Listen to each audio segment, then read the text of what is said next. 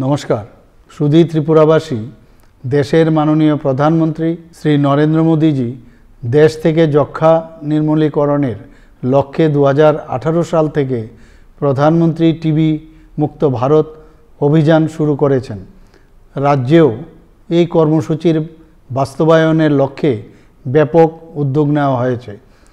2023 साल থেকে আমাদের রাজ্যেও টিবি মুক্ত পঞ্চায়েত গড়ার উদ্যোগ নেওয়া হয়েছে এবং টিবি রোগ থেকে মুক্তির জন্য জনগণকে সচেতন করা হচ্ছে।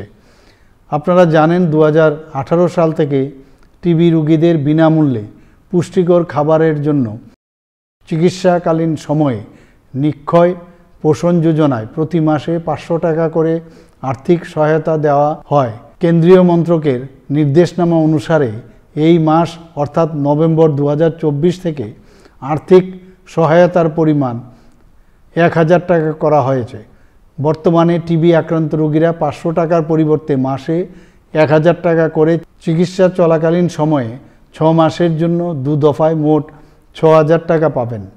এই আর্থিক সহায়তা বৃদ্ধি টিবি আক্রান্ত রোগীদের পুষ্টিকর খাদ্য সংগ্রহ করতে নিঃসন্দেহে সহায়ক হবে।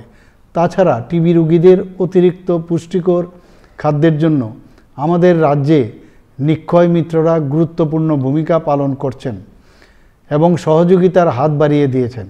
টিবি রোগীদের এই আর্থিক সহায়তা বৃদ্ধির জন্য আমি কেন্দ্রীয় সরকার ও মাননীয় প্রধানমন্ত্রীকে আন্তরিক ধন্যবাদ জ্ঞাপন করছি।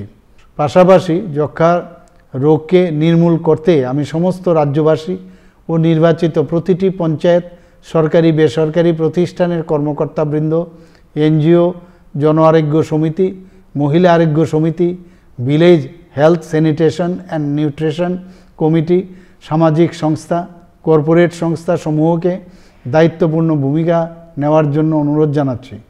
আসুন আমরা প্রত্যেকে প্রধানমন্ত্রী টিবি মুক্ত ভারত অভিযানকে বাস্তবিক অর্থেই সফল করে তুলি। সবাইকে ধন্যবাদ। নমস্কার।